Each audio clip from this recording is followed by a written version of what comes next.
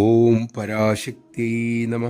വിദേശത്ത് വച്ച് ഒരിക്കൽ ഒരു ഭക്തൻ ചോദിച്ചു, അമ്മേ, പണ്ടൊക്കെ ഗുരുക്കന്മാർ മന്ത്രോപദേശം കൊടുക്കുന്നത് ശിഷ്യനെ ഏറെ പരീക്ഷിച്ചതിന് ശേഷമായിരുന്നു. അമ്മയാട്ടെ ആഗ്രഹിക്കുന്നവർക്കൊക്കെ മന്ത്രം കൊടുക്കുന്നുണ്ട്, അവരുടെ യോഗ്യത നോക്കുന്നേയില്ലേ, അതെന്താ? വാത്സല്യത്തോടെ അമ്മ പറഞ്ഞു. അത് അമ്മയ്ക്ക് മക്കളോടുള്ള സ്നേഹം കൊണ്ട് മാത്രമാണ്. അമ്മയ്ക്ക് എങ്ങനെ മക്കളെ ഒഴിവാക്കാനാക്കും? നിങ്ങൾ അമ്മയുടെ സ്വന്തം. എല്ലാവരും ലക്ഷ്യത്തിലെത്താൻ അമ്മ കൊതിക്കുകയാണ്.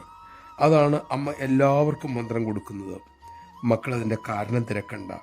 ആ മന്ത്രം ശരിയായി നിരന്തരം ഉപയോഗിക്കൂ. ആ മന്ത്രം നിങ്ങളെ ലക്ഷ്യത്തിലെത്തിക്കും. സദ്ഗുരു തന്ന മന്ത്രം ഒരുവനെ പരമഹംസമതിയിൽ വരെ എത്തിക്കും. സദ്ഗുരു തൻ്റെ തന്നെ ഒരു അംശം മന്ത്രത്തിലൂടെ ശിഷ്യന് കൊടുക്കുകയാണ്. നമഃശിവായ. അമ്മ നമുക്ക് അമ്മയെ മന്ത്രരൂപത്തിൽ തന്നു കഴിഞ്ഞു. ഇനി അത് സംരക്ഷിക്കേണ്ടത് നമ്മുടെ ചുമതല. അതിനായി അമ്മ നിർദ്ദേശിച്ച വിധം നിരന്തരം മന്ത്രം ജപിക്കാം. ജീവിത ലക്ഷ്യം നേടാം.